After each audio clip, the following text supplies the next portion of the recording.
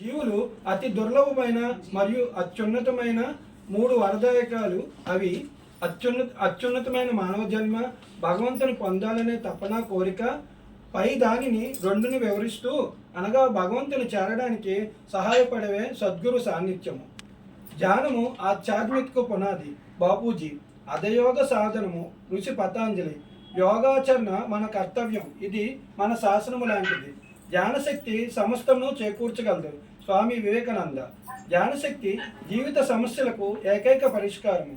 స్వార్థ చింతన, విషయ వస్తు మోహము మానవుడు ఆర్తితోనూ భయంతోనూ భక్తితోనూ భగవంతుని పూజ ఆరాధన ఉపాసన ద్వారా యజ్ఞ మంత్ర జప తపాదుల ద్వారా ఆశ్రయించిన వారిలో కొద్దిమంది మాత్రమే భగవంతుని అనుగ్రహం పొందగలుగుతున్నారు. అధికులు బాధల నుండి నివారణ పొందుచున్నారు, కానీ ఎవరు భగవత్ సాక్షాత్కారాన్ని పొందలేరు అని వేదాంతము ఉపనిషత్తు భగవద్గీత మొదలగు వివరిస్తున్నాయి. భగవంతుని పొందడానికి అనుసరించే విధానమే ఆధ్యాత్మికత. ఈ ఆధ్యాత్మిక జీవనము మానవుని పశుత్వంలోంచి మానవత్వంలోంచి దైవత్వంలో చేర్చగలిగేది. ఇందుకు ముఖ్యమైనవి సత్సాంగత్యము, సత్సంగము. సత్సంగము భగవంతుని కోరుకునే భక్తుల సాంగత్యము. నీ పాద సేవయే నీ పాదార్చకుల నెయ్యము అని పోతన పద్యము. సత్సాంగత్యమే నిత్సాంగత్యం, నిత్సాంగత్యం నిర్మోహత్వం, నిర్మోహత్వమే నిశ్చలతత్వం అని శంకరాచార్యులు వచించిన వచనము ఇచ్చట ప్రస్తావించక తప్పదు. భగవద్భక్తులు మనం సన్నిహితముగా మెలగడం వలన వారి సత్ప్రభావానికి మనం లోనవుతాము.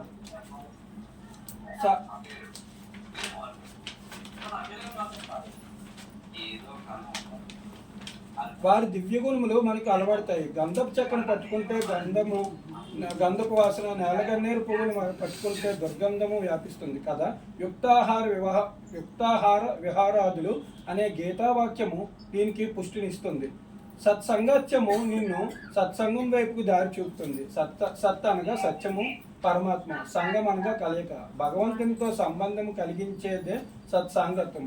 మన నిత్య దైవారాధనలో పద్ధతులు. హోటల్లో చిత్రాలను చూపించి ఇడ్లీ, వడ, దోశ, అరిటాకులో భోజనం చూసి ఆనందిస్తాం, కానీ నోరుతుంది దాన్ని రుచి. కానీ చూసినంత మాత్రాన ఆకలి తీరదు, తిన్నవాడికే ఆకలి తీరుతుంది. అలానే ఇమేజ్ విగ్రహం చూసి మనలో భక్తి పార్వస్యము, దైవ భావన కలుగుతుంది, కానీ దైవ సాక్షాత్కారం కలగదు కదా. మరి మనం ఎందుకు జీవితాంతం దేవునికి విగ్రహం, ఫోటో, జీవనయాత్ర చేస్తున్నాము? నిజమైన పరమాత్మ కోసం ఎందుకు తప్పించట్లేదు? ప్రాపంచిక మోహము. ఒక చిన్నపిల్లవాడు 8 నెలల నుంచి సంవత్సరం లోపు తన అమ్మ నాన్న ఇచ్చిన అన్ని బొమ్మలను నిర్లిప్తముగా ఆడుకుంటాడు. ఎందుకంటే అందులోని వాడికి విమానము, రైలు, ఏనుగు మొదలగునవి తెలియదు. వచ్చిన వారిని అందరినీ చూస్తాడు. వారి దృష్టి అమ్మపైనే ఉంటుంది. అమ్మ వచ్చి ఎత్తుకున్న వెంటనే చేతులు బొమ్మల నుంచి అమ్మ వైపు మరుస్తాడు. అదే పిల్లవాడు పెద్దయిన తర్వాత బొమ్మను వదిలి అమ్మ దగ్గరికి రాడు. ఎందుకంటే అప్పటికే అమ్మ కంటే బొమ్మ ప్రియమైనది మారిపోతుంది. ఇదే మోహము. ఇది వయసు పెరిగిన కొలది ప్రపంచంలో అన్ని విషయ వ్యక్తుల పట్ల ఈ మోహం పెంచుకోగలుగుతుంది, పెరుగుతుంది.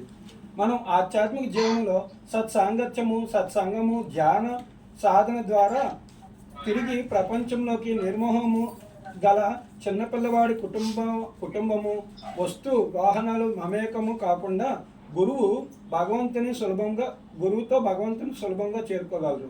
మరి మనము ఒక నిజాయితీతో కూడిన ప్రయత్నం చేద్దామా? యువకులు, విద్యార్థులు స్వామి వివేకానంద సందేశం.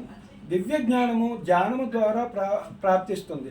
మనకు కావలసిన విద్యాశీల నిర్మాణమైనది, మానసిక బలాన్ని పెంచేది, బుద్ధిని వికసింపచేసేది, తన కాళ్ళ మీద తాను నిలబడేటట్లుగా మానవుని తీర్చిదిద్దేదే ఉండాలి.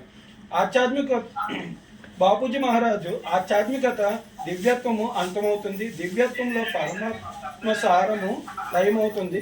విముక్తి పొందిన మానవుడు పరమాత్మలో సన్నిహితుడవుతాడు. బాపూజీ